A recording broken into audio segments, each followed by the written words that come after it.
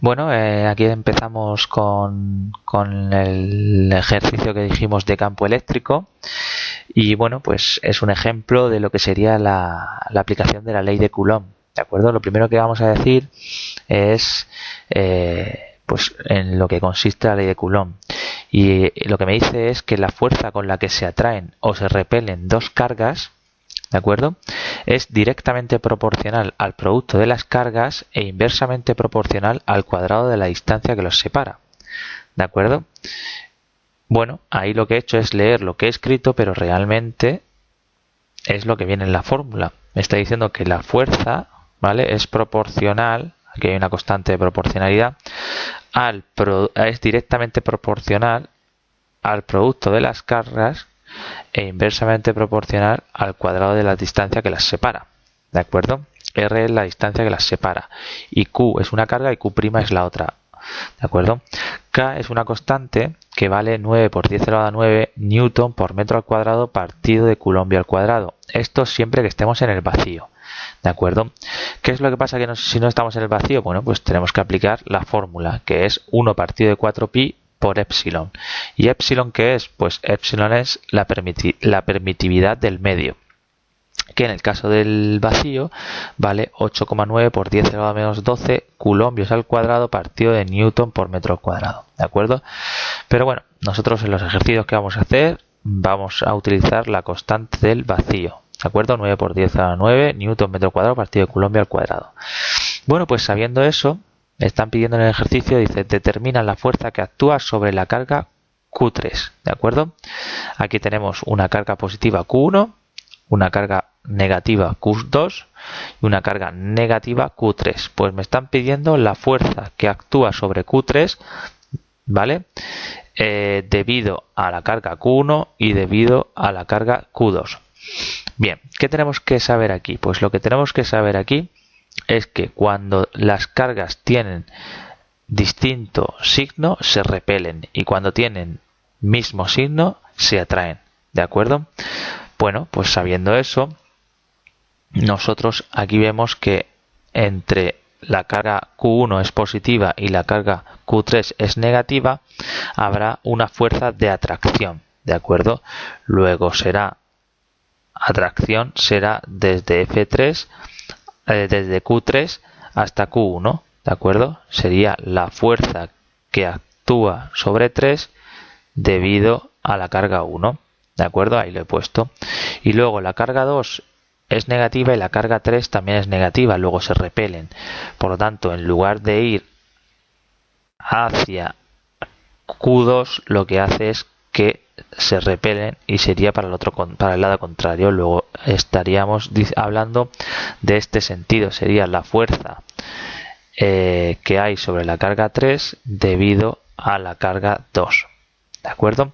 Bueno, pues esas serían dos fuerzas que tenemos. Debido a la carga 1 sería este sentido y debido a la carga 2 sería este sentido. ¿De acuerdo? Siempre en la línea que une la línea de acción entre las dos cargas. ¿De acuerdo? Esta sería la de Q1, Q3 y esta sería la de Q2, Q3. ¿De acuerdo? Bien, bueno, pues nosotros sabemos que esta fuerza F13, ¿de acuerdo?, la tengo aquí dibujada en este triángulo. Hay que descomponerlas. Siempre hay que descomponer las fuerzas en componente X y en componente Y. ¿De acuerdo? Por lo tanto, sería F13 en este sentido y F13Y en este sentido, ¿de acuerdo? Para poder conseguir el triángulo de F13. Bueno, y este sería el ángulo alfa, ¿de acuerdo? Bien, pues por lo tanto, esta fuerza, la F13, será la suma de vectorial de F13X más F13Y, ¿vale? La descomposición en X y en Y. Bueno, pero ¿cuánto vale F13 la componente X y F13 la componente Y? Bueno, pues nosotros sabemos que el coseno de alfa o el coseno de un ángulo es el cateto opuesto partido de la hipotenusa. ¿De acuerdo? Bueno, aquí lo tenemos. Cateto contiguo, perdona, cateto contiguo F13X partido de hipotenusa F13. ¿De acuerdo? Es lo que he puesto aquí, F13X partido de F13. De aquí me puedo despejar la componente X, es decir, F13X será este que está multiplicando y que está dividiendo pasa multiplicando. Luego sería F13 por coseno de alfa. Bien, y por otro lado también tenemos el seno de alfa. El seno de alfa es cateto opuesto, ahora sí, que antes me he equivocado, cateto opuesto partido de hipotenusa F13. ¿De acuerdo? Luego cateto opuesto F13i partido de hipotenusa F13. Me puedo despejar F13i. ¿De acuerdo? Aquí me falta un 3. F13i será F13 por el seno de alfa. Bueno, vamos a seguir bajando. Bien. Entonces utilizamos la ley de Coulomb, que me dice que la fuerza entre dos cargas es directamente proporcional a la constante de proporcionalidad, ¿vale?, por el producto de las cargas e inversamente proporcional al cuadrado de la distancia que las separa ambas cargas.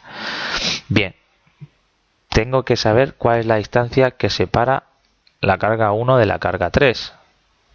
Bueno, nosotros sabemos, esta sería la distancia, F13, ¿vale? Pues nosotros sabemos que como aquí hay 0,2 metros y aquí hay 0,3 metros, esta que sería la hipotenusa podría calcularlo como la raíz cuadrada de un cateto al cuadrado más otro cateto al cuadrado. ¿De acuerdo? Luego, si yo hago la raíz cuadrada de 0,2 al cuadrado es 0,04 más 0,3 al cuadrado es 0,09. ¿De acuerdo? 0,04 más 0,09 es 0,13. La raíz de 0,13 es 0,36055. ¿De acuerdo? Luego, yo aquí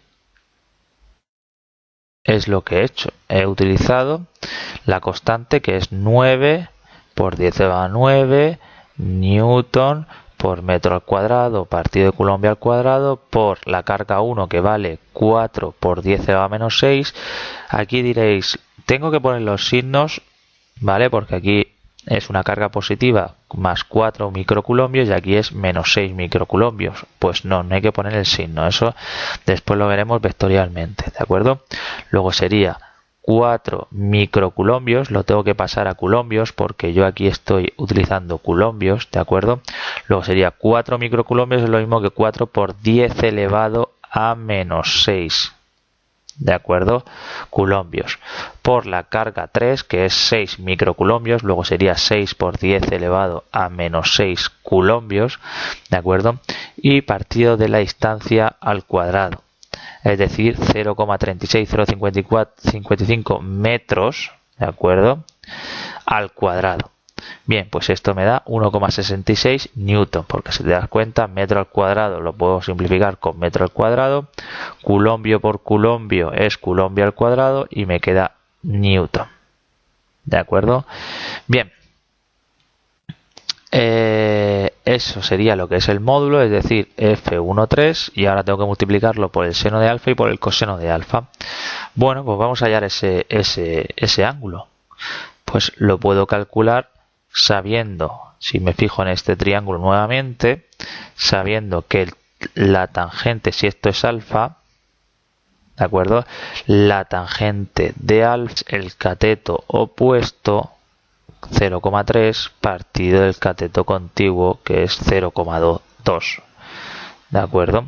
Luego, si yo aquí hago 0,3 entre 0,2 y luego hago con la calculadora arco tangente de lo que me dé ese resultado, obtengo que un ángulo de 56,3.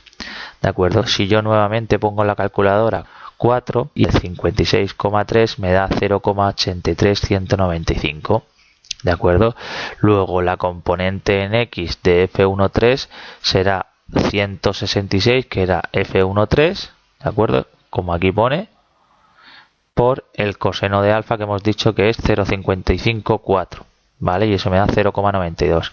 Y la componente en Y de F13 será F13 por el seno de alfa que hemos calculado 0,83195 y eso me da 138 newton. ¿De acuerdo?